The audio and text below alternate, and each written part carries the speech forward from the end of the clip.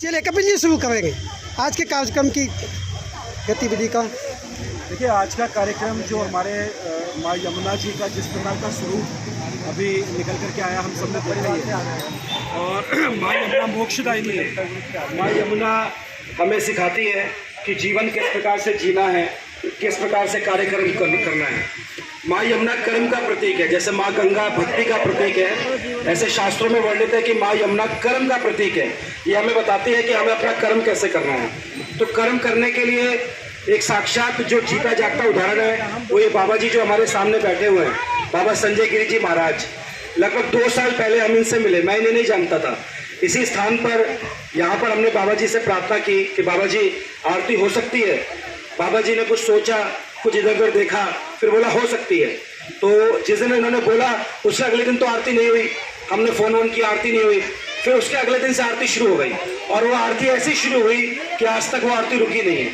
ये मैं पूरी जिम्मेदारी के साथ, और सिर्फ आरती होती नहीं है, डेली उसका वीडियो बनता है। वीडियो बनने के बाद व्हाट्सएप ग्रुप पे डलता है।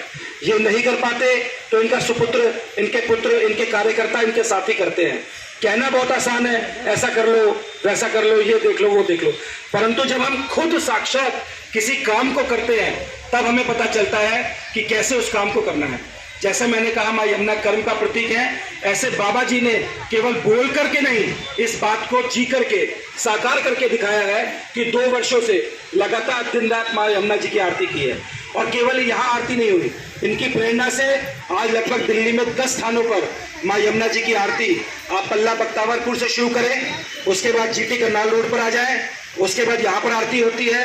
अपने परवेश पाल जी अभी बीच में बैठे हुए थे हमारे, उनके मजनू का टीला पे आरती होती है, आईटीओ पर आरती होती है, कालंदी कुंज पर आरती होती है। उसके बाद बीच में ये मरकट वाले हनुमान मंदिर के सामने बाबा जी आरती करते हैं, सुंदरनाथ महाराज जी।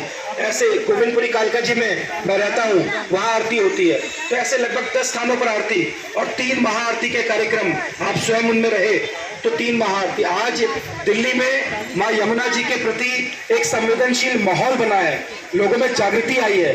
लोग इस बात को समझ रहे हैं कि हमने यमुना जी को पवित्र रखना है, स्वच्छ रखना है, निर्मल रखना है। और इन सब की जो प्रेरणा है वो हमारे मुख्य संरक्षक पूज्य स्वामी चिदानंद सरस्वती जी महाराज, परमाध्यक्ष परमार्थ निकेतन ऋषिकेश उत्तराखंड, उनके मार्गदर्शन में, उनके सानिध्य में लगातार ये आरतियां, महाआरतियां, चाहे बाढ़ पीड़ितों का काम हो, चाहे भंडारों का आयोजन हो, चाहे इसके अलावा अन्य अन्य कार्यक्रम हो, चाहे वॉल राइटिंग की बात हो, चाहे कदम के वृक्ष जो भगवान कृष्ण को सबसे ज्यादा पसंद थे, कदम के वृक्ष, कदम के पेड़ पौधे लगाने की बात हो, वृक्षारोपण की बात हो, सफाई अभियान के कार्यक्रम हो, ये पूरी टीम, चाहे इसमें रविंद्र जी हैं, आशीष जी हैं, बाबा सुंदरनाथ जी हैं, रविंद्र जी, बाबा संजय गिरी जी, रविंद्र जी, हम सब एक टीम की तरह, एक परिवार की तरह, यमुना परिवार पूज्य स्वामी चिदानंद सरस्वती जी के मार्गदर्शन में हम लोग काम करते हैं।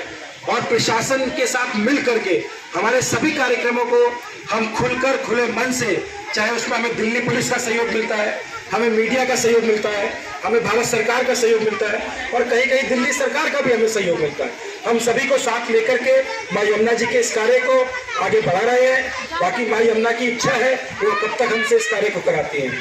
तो बस इस कार्य में सभी का सहयोग मिलता है, सभी साधुवाद है। और अभी आगामी जो हमारी महाआरती है वो अक्टूबर में प्रस्तावित है, हम उसकी जानकारी आपको देंगे। बहुत बहुत धन्यवाद। जय माँ यमुना।